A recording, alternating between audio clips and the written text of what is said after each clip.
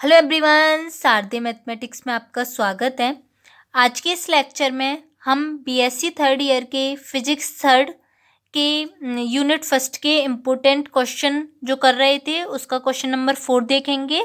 अगर आपने previous questions नहीं देखे हैं तो मैं प्लेलिस्ट की लिंक दे दूँगी आपको डिस्क्रिप्शन में, आप वहाँ से जाकर देख सकते हैं।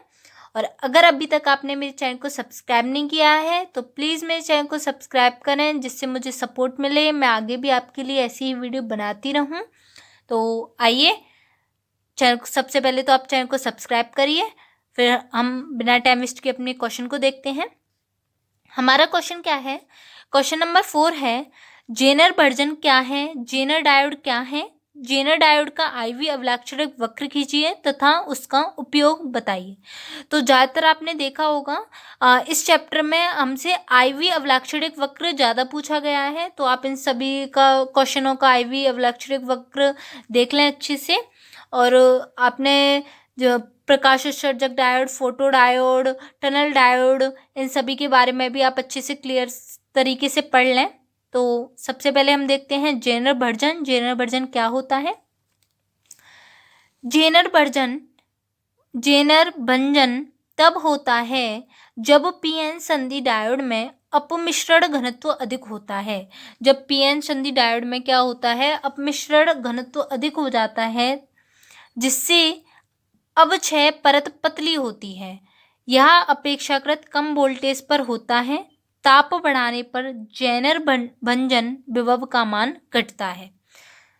तो जेनर भंजन तब होता है जब हमारा जो संधि डायोड में अपमिश्रण घनत्व है वो अधिक होता है, जिससे अवक्षय परत क्या होती है? पतली होती है। यह अपेक्षाकृत कम वोल्टेज पर होता है। ताप बढ़ाने पर जेनर भंजन विभव का मान घटता है। ठीक है,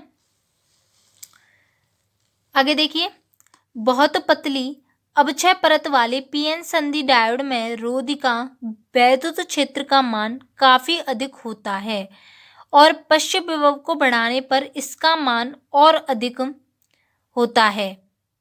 ठीक है, तो जो पीएन संधि डायोड होती है उसमें रोधिका वैद्युत क्षेत्र का मान काफ़ी अधिक होता है और जो पश्चिम विभव को हम बढ़ा देते हैं तो उसका मान और बढ़ जाता है।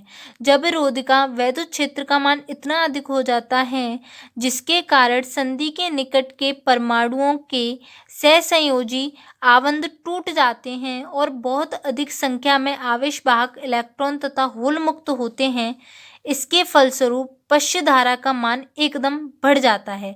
इस प्रकार जेनर भंजन की घटना घटित होती है। क्या होता है हमारा, क्या कह रहा है ये कि बहुत पतली अवक्षय परत वाले पीएन संधि डायोड में रोध का वैद्युत क्षेत्र का मान बहुत अधिक होता है और जब हम इसके पश्चिम विभव को बढ़ा देते हैं तो इसका मान और बढ़ जाता है। जब रोध का वैद्युत क्षेत्र का मान इतना अधिक हो जाता है कि उसके जो संधि के निकट हैं सहसंयोजी आबंध टूट जाते हैं और बहुत अधिक संख्या में जो आवेश वाहक इलेक्ट्रॉन हैं और होल हैं वो क्या हो जाते हैं? मुक्त हो जाते हैं। इसके फलस्वरूप पश्य धारा का मान एकदम बढ़ जाता है। इस प्रकार क्या होती है? जेनर भंजन की जो घटना है वो घटित होती है। ये जेनर भंजन हुआ हमारा। अब हम देखते हैं जेनर डायोड। जेनर डायोड क्या है हमारा? यह एक पीएन संधि डायोड है जिसे एक निश्चित वोल्टेज, जिसे भंजन वोल्टेज VZ संधि के समीप P तथा N क्षेत्रों के गुणों द्वारा निर्धारित होता है। तो ये एक हमारा एक पीएन संधि डायोड है और जो भंजन वोल्टेज VZ संधि के समीप P तथा N क्षेत्रों के गुणों द्वारा निर्धारित होता है। यदि शुद्ध अर्धचालक में अपमिश्रण होता है तो VZ का मान बहुत कम होता है।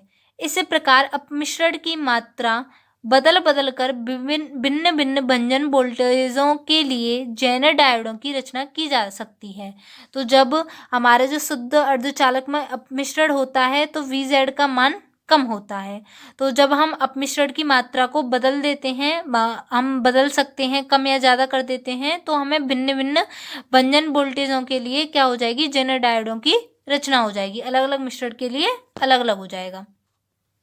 ठीक है, किसी विशेष भंजन वोल्टेज के लिए जेनर डायोडों की रचना एक विशेष अपमिश्रण द्वारा इस प्रकार की जाती है कि भंजन वोल्टेज हटा लेने पर डायोड अपनी पुरानी स्थिति में वापस आ जाता है। और ये जो जेनर डायोड हैं उनकी रचना किस तरीके से की जाती है कि अगर हम उन पे से भंजन वोल्टेज हटा लें तो वो क्या होगा, अपनी पुरानी स्थिति में वापस आ जाते हैं। और देखिए जेनर डायोड का हमारा जो साइन होता है वो क्या होता है, इस तरीके से हमारा साइन होता है, ऐसी लाइन रहती है। और ये किसी किसी बुक में ये गोल नहीं दे रखा होता है, सिंपली ऐसे करके आपको ऐसे भी दिख जाएगा, ठीक है। ये हमारा किसका साइन है, जेनर डायोड का। आगे देखिए इसका जो वक्र है वो कैसे बनता है।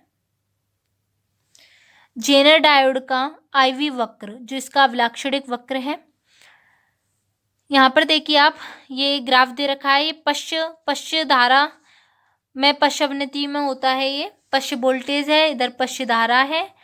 ये जेनर भंजन वोल्टेज है हमारा, ये जेनर भंजन हो रहा है, यहाँ पर IS धारा बह रही है। जेनर डायोड वक्र में भंजन रेखा धारा अक्ष के लगभग समांतर है। तो जो ये हमारी क्या है, भंजन रेखा है, ये वाली किसके समांतर है, धारा अक्ष के, जिसका तात्पर्य है कि जेनर डायोड में होकर बहने वाली धारा बदलने पर भी वोल्टेज नियत रहता है। अगर हम किसको बदल दें, देखिए ये वोल्टेज बता रहा है आपको, अगर हम धारा के मान में परिवर्तित कर दें तो भी हमारा वोल्टेज क्या रहेगा, नियत रहेगा। इसी कारण जेनर डायोड को वोल्टेज नियामक या वोल्टेज नियंत्रक की भांति उपयोग में लाया जा सकता है।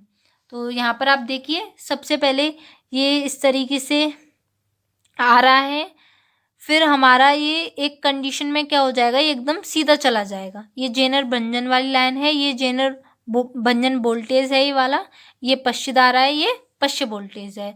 तो ये जेनर भंजन वाली जो लाइन है वो हमारी पश्च धारा के समांतर है। और इसका वोल्टेज, अगर हम धारा को बढ़ाते भी हैं तो वोल्टेज क्या होता है, नियत रहता है। इसी कारण जेनर डायोड को वोल्टेज नियामक या वोल्टेज नियंत्रक की भांति भी उपयोग में लाया जा सकता है। तो आई होप आप सभी को ये लेक्चर एकदम अच्छे से समझ में आया होगा। और अगर अभी तक आपने मेरे चैनल को सब्सक्राइब नहीं किया है तो प्लीज़ आप मेरे चैनल को सब्सक्राइब करें, मेरा सपोर्ट करें, मैं जिससे आपके लिए आगे भी ऐसी वीडियो बनाती रहूं। Thanks for watching.